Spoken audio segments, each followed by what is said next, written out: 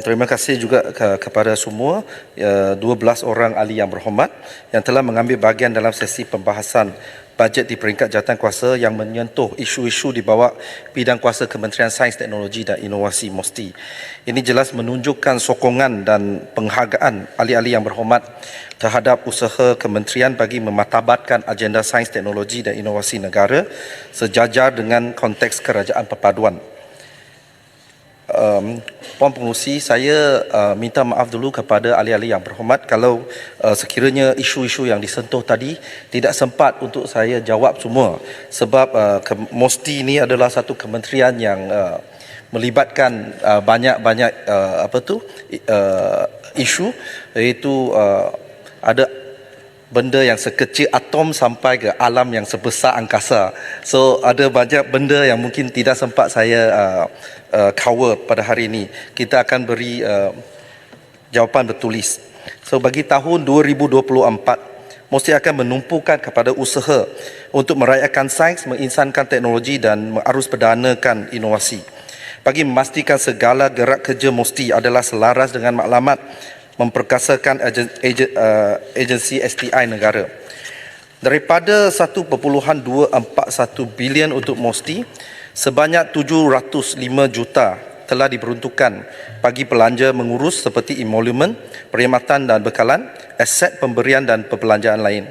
Manakala baki 535.9 juta telah diperuntukkan bagi belanja pembangunan seperti bagi pembangunan perkhidmatan, penyelidikan STI dan pengkomersialan STI. Seterusnya, izinkan saya untuk menjawab pertanyaan ahli-ahli yang berhormat selanjutnya.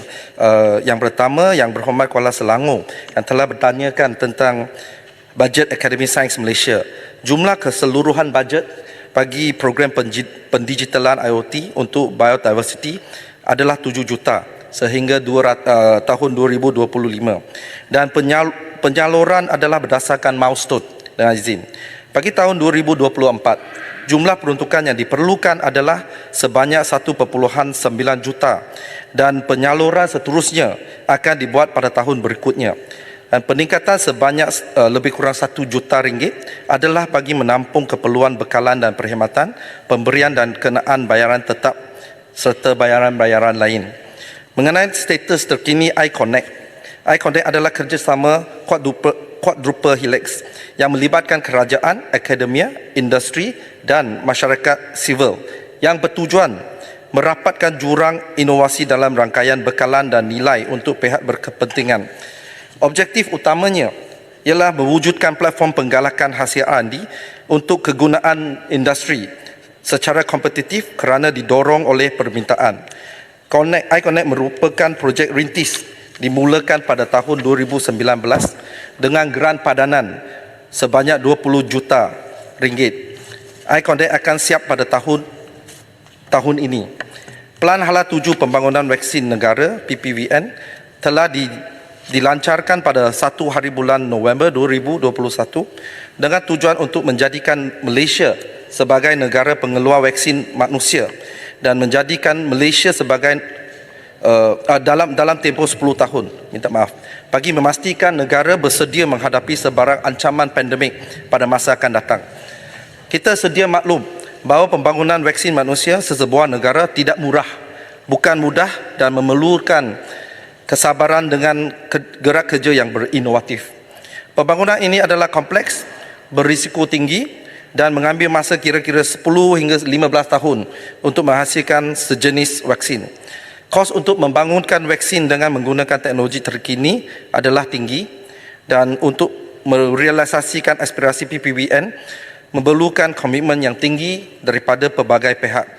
Pada masa kini, MOSTI sedang dalam usaha untuk memperkukuhkan ekosistem vaksin negara, termasuklah melalui baru masuk biar saya habiskan dulu. Termasuklah melalui pengukuhan rangkaian kerjasama strategik antara agensi, industri dan antarabangsa.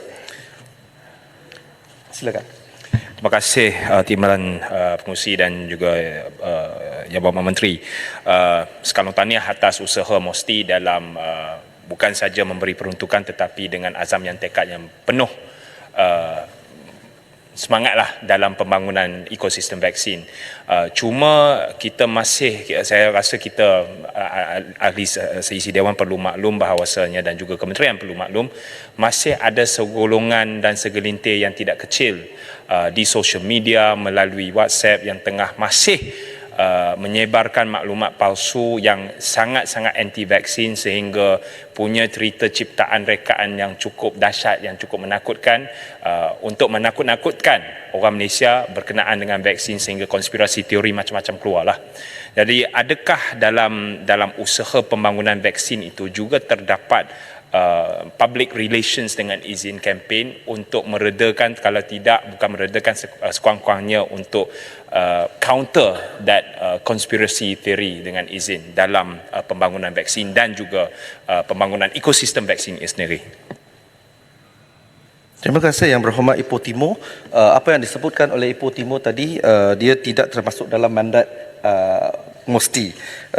Mungkin kementerian lain yang melibatkan pendidikan dari segi vaksin. Minta maaf.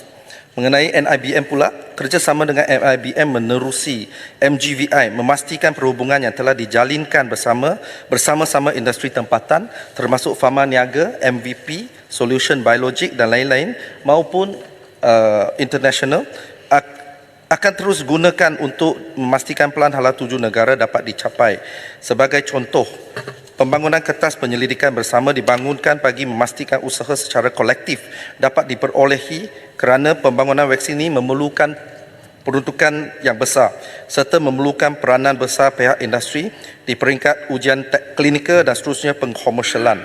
Baru-baru ini berbincangan pada 15 hari bulan November bersama pihak industri telah diadakan bagi tujuan memastikan latihan berkenaan penghasilan vaksin manusia turut melibatkan pihak industri ini. Kerana penyediaan kapasiti di peringkat pembuatan merupakan elemen penting untuk memastikan harapan negara untuk penghasilan vaksin manusia sepenuhnya di dalam negara dapat direalisasikan.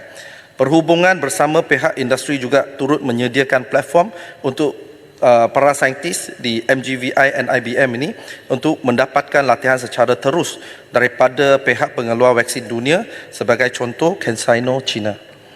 Silakan. Terima kasih Menteri. Saya mendengar dengan tekun kesungguhan MOSTI untuk pada akhirnya nanti meletakkan Malaysia mampu mengeluarkan vaksin sendiri ataupun bersama dengan pihak-pihak yang lain. Cumanya saya mengingatkan Menteri juga bahawa tidak perlulah kita reinvent the wheel dengan izin dan seharusnya lebih bijak dari sudut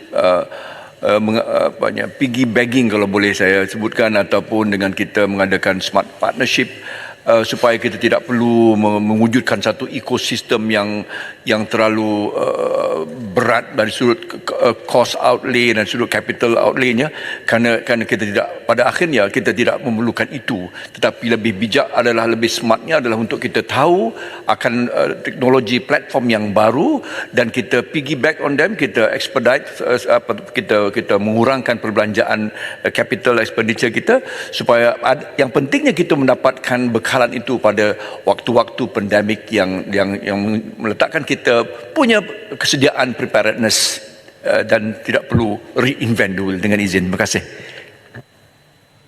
Terima kasih Yang Berhormat Kuala Selangor. Memang ini juga adalah motif kerajaan supaya kita kerjasama antara local partner dengan international partner ni, dia akan melibatkan teknologi transfer di mana kita tidak perlu bermula dari start from scratch dengan izin. So terima kasih atas pandangan tersebut. Dan bagi MIMOS pula, peruntukan belanja pembangunan MIMOS 01100 bagi tahun 2024 berjumlah 37.5 juta berbanding dengan 16.18 juta di dalam bajet 2023. Bertujuan untuk melaksanakan 7 projek penyelidikan dan pembangunan meliputi bidang E&E dan teknologi 4IR yang diguna pakai secara bersasar dan teknologi maklumat dan komunikasi ICT strategik. Peningkatan peruntukan untuk tahun 2024 termasuk 16 juta untuk projek menaik taraf dan menambah baik fasiliti fabrikasi di STC yang tidak mendapat peruntukan pada Yang Berhormat Menteri bagi laluan sedikit ya. Oh, okey, boleh. Silakan. Saya yang sebutkan pasal MIMOS tadi. MIMOS ni telah ditubuhkan dekat 40 tahun. Dan dia memang khusus untuk electrical elektronik, ya. Terutamanya semiconductor. Tapi sehingga sekarang kita belum nampak keberhasilan MIMOS dalam bidang ini. Saya bagi contoh tadi di Taiwan, dia pemula mengenai IC ni, Integrated Circuit Design. Tahun 82 mereka berhantar 20 engineers ke United States belajar. Tapi hari ini Taiwan menjadi pengeluar utama semiconductors dalam dunia, terutamanya syarikat TSMC. Itu satu. Keduanya, saya minta Yang Berhormat Menteri untuk berikan sedikit pandangan ataupun komen mengenai cadangan saya supaya mesti menjadi peneraju utama dalam memperkasakan sains teknologi di kalangan pelajar ataupun khususnya mereka yang memilih STEM A dan STEM B, iaitu sains turin, supaya mereka ini dapat menjadi engineer dan saintis yang amat diperlukan oleh negara di masa akan datang. Terima kasih. Menteri, kalau saya boleh sambung untuk Menteri garap sekali, ada juga beberapa kalangan MP-MP ya, Kuala Terengganu dan juga Wang Pasu sebentar tadi yang menyebutkan tentang MIMOS yang kita mahu satu kejelasan purpose ya, dan yang kita perhatikan MIMOS tidak sebenar-benarnya reason of being, the reason kenapa kita create MIMOS itu sudah nampak lari, dan MIMOS juga terlibat dalam IT, dan akhirnya minta maaf kalau saya terpaksa menyebutkan, is neither here nor there dari sudut keupayaan ya, membangunkan, sebab MIMOS merupakan membangunkan negara dari sudut STI ini.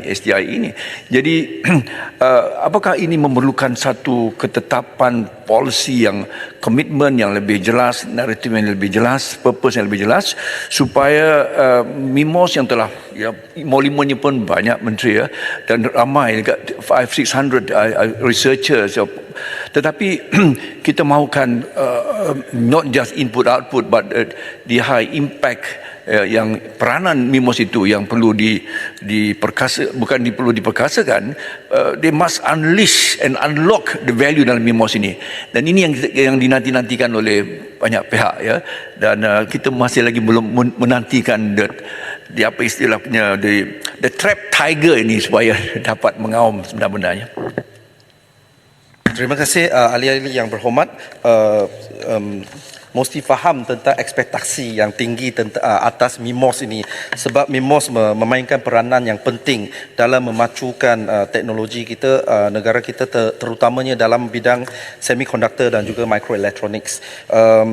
Mungkin saya nak habiskan tentang beberapa para tentang MIMOS ini, dan saya ingin maklumkan kepada Dewan Yang Mulia ini, sehingga Oktober 2023 MIMOS telah memfailkan 1,387 paten dengan MyIPO, dan 959 paten di peringkat antarabangsa di bawah Patent Cooperation Treaty PCT dengan World Intellectual Property Organization. Daripada jumlah ini, sebanyak 343 paten telah dikomersialkan kepada industri melalui pelaksanaan projek penyelesaian ICT kepada sektor awam dan juga swasta, dan pembentukan institusi penyelidikan awam kebangsaan seperti MIMOS ini merupakan langkah penting buat negara dalam membentuk model kolaborasi yang lebih kukuh di antara Tuan Menteri, sebenarnya MIMOS itu bukan untuk buat kerja ICT. Ya. Dia patut fokus sepenuhnya semiconductors, electrical electronic industry. Dia bukan untuk ICT. Sebab tu dia I think very diverted dalam pendekatan mereka. Ini perlu diubah kalau kita nak satu hasil yang lebih baik. Kalau kita buat benda yang sama mengharapkan hasil berubah, tak akan jadi. Kita kena ubah cara, kaedah supaya dapat hasil yang berbeza. Terima kasih Menteri. Terima kasih atas pandangan Kubang Pasu. Saya faham sebelum ini memang the initial objektif adalah elektronik dan juga electrical and electronics, tetapi along the way memang telah masukkan ICT dalam mandat. Mungkin ya, kita boleh bincang selepas ini sama ada ICT ini perlu dimasukkan dalam mandat MIMOS atau tidak. Tetapi untuk maklumat ahli-ahli yang berhormat ini, saya ingin memberitahu bahawa MIMOS kini memberikan fokus dalam beberapa R&D. Yang pertama tentang semiconductor dan penyelidikan film nipis, semiconductors and thin film research, bertujuan untuk meningkatkan kedudukan Malaysia dalam rantaian nilai semiconductor global melalui penyerapan teknologi tempatan dan juga mengukuhkan teknologi semiconductor yang sedia ada. Yang kedua, microelektronik terbenam, embedded microelectronics, dan yang ketiga, smart nation, dan juga yang keempat, teknologi untuk sektor pembuatan. So ini adalah beberapa bidang yang sedang MIMOS menerokai. Dan untuk berkaitan dengan meranti pula, Sekretariat NTIS bersama dengan KKM melalui Malaysia Health Technology Assessment Section MATAS telah selesai membangunkan aliran proses bagi membenarkan aktiviti pengujian dan verifikasi teknologi terpilih yang dijalankan mengikut keperluan teknologi hospital dan ketersediaan infrastruktur hospital tersebut. 5 hospital tersebut adalah: yang pertama, Hospital Putrajaya; yang kedua, Hospital Tunku Azizah; yang ketiga, Institut Kanser Negara; yang keempat, Hospital Bera; yang kelima, Hospital Rembau. Walau bagaimanapun, projek-projek lain melalui pihak sekretariat juga boleh dipertimbangkan untuk diuji di hospital-hospital ini. Bagi menjawab persoalanan yang berhormat Kuala Terengganu, bagi memastikan Malaysia berjaya mencapai kedudukan 30 negara teratas dalam GII menjelang tahun 2025, sejajar dengan sasaran yang telah ditetapkan dalam kajian separuh penggal RMK 12, mesti akan melaksanakan beberapa inisiatif seperti berikut. Yang pertama, membantu mendaftarkan harta intelek IP bagi mana-mana inovasi yang berpotensi untuk dikomersialkan, termasuk yang dihasilkan oleh pelajar sekolah. Yang kedua, penggubalan pelan tindakan kesihatan planet negara bagi memastikan Malaysia selangkah di hadapan dalam menangani isu kesihatan manusia dan hubung kait dengan alam semula jadi, biodiversity dan perubahan iklim yang turut diukur dalam GII. Yang ketiga, mengusulkan cadangan untuk menubuhkan jawatan kuasa khas bakat sains, teknologi dan inovasi yang turut dianggotai oleh wakil-wakil industri untuk menyokong inisiatif negara dalam pembangunan bakat sains, teknologi dan inovasi yang adaptif. Mesti melihat prestasi Malaysia di dalam GII bukanlah sekadar satu alat pengukur, tetapi turut merupakan satu panduan yang memberikan kita gambaran menyeluruh tentang keupayaan inovasi negara. Ia memberi tumpuan kepada faktor-faktor penting yang mendorong dan menyokong proses inovasi, termasuklah penyelidikan dan pembangunan, keusahawanan, infrastruktur teknologi dan pelbagai bidang tumpuan yang memerlukan intervensi.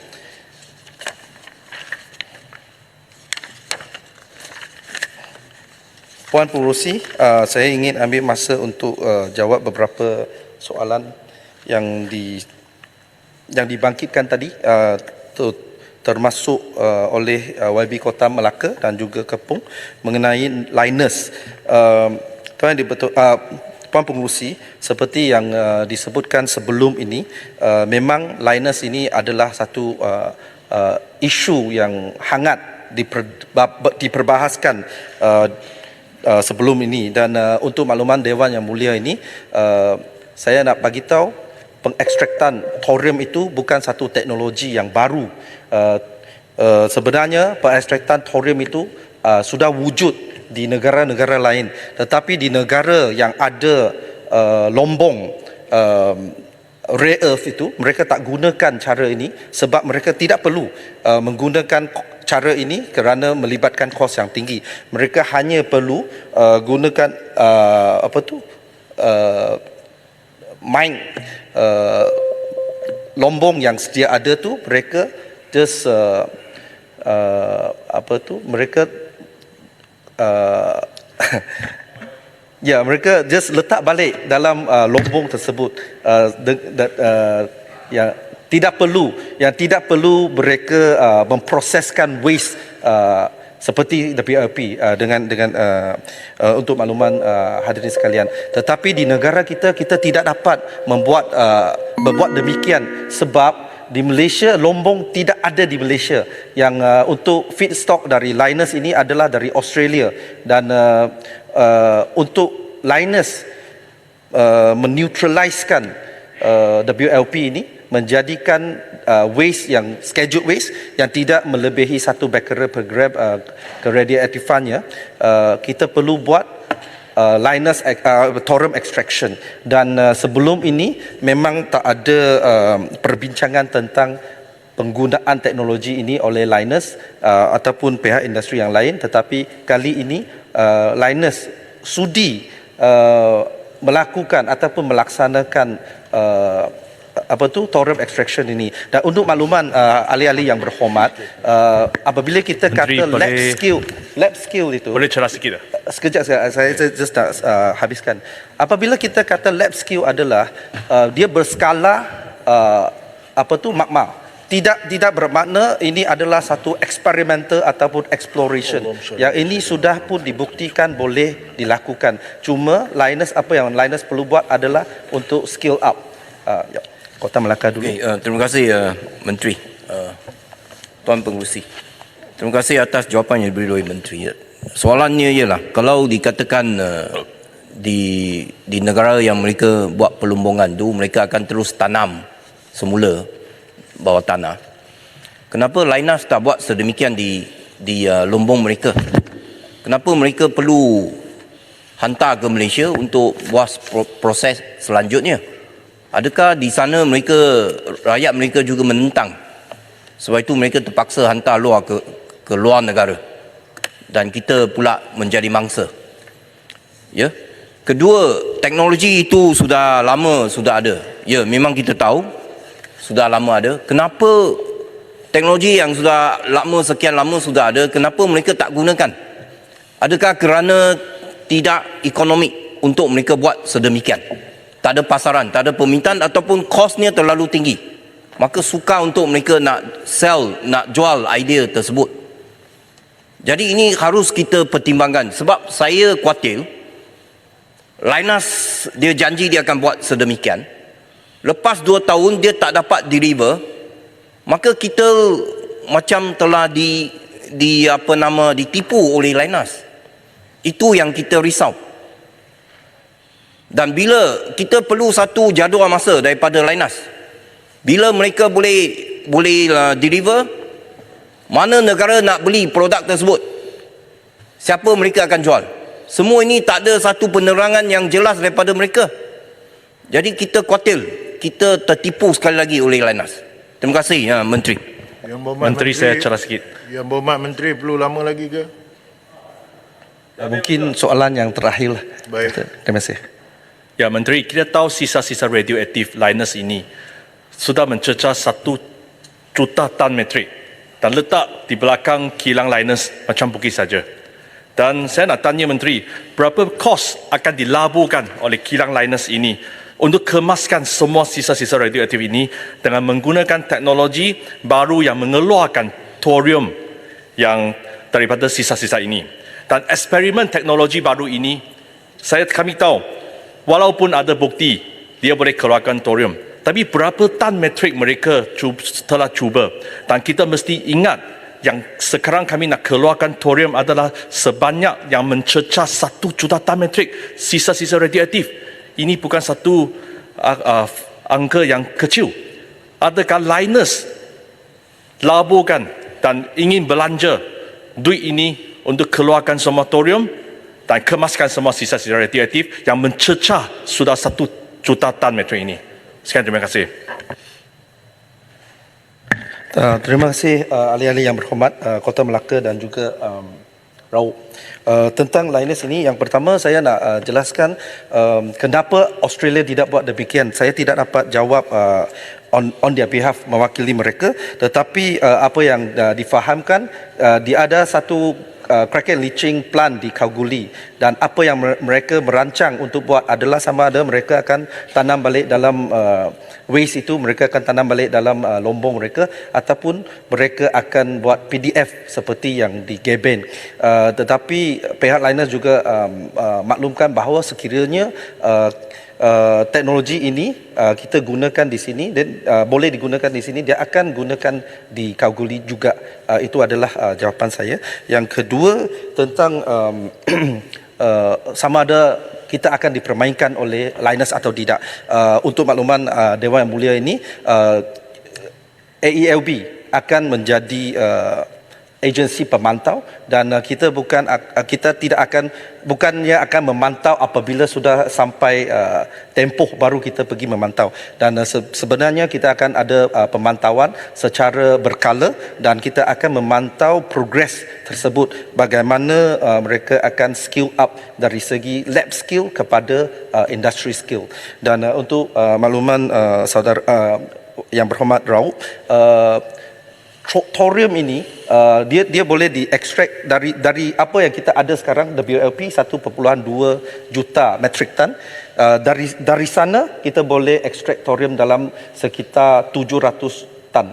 So itu adalah satu peratusan yang sangat rendah, dan selepas itu lebih daripada 1 juta metrik ton waste itu dia akan jadi scheduled waste yang tidak lagi berradiatif. Dan untuk makluman Dewan Yang Mulia ini juga, PDF itu dia sedang membina, dan sekarang sudah dalam 35% lebih kurang, dan in fact dia ada beberapa chamber. Yang first chamber sudah pun dibuat, dan sisa sudah dimasukkan, tetapi yang lain belum, dia masih dalam progres. Ya, untuk makluman. Menteri, sedikit saja Menteri, kalau dikatakan Yang berhormat, cukup duduk. Masa dah lebih dah. Yang berhormat, pengurusi, sedikit saja tentang jawab. Yang berhormat, duduk. Yang berhormat, duduk. Yang berhormat, Menteri, please round up dengan izin. Okey, terima kasih Datuk Pengerusi. Saya rasa ada banyak isu lagi yang saya perlu sentuh, tetapi tak sempat. Saya akan memberi jawapan bertulis kepada ahli-ahli yang berhormat. Terima kasih. Terima kasih Yang Berhormat Menteri.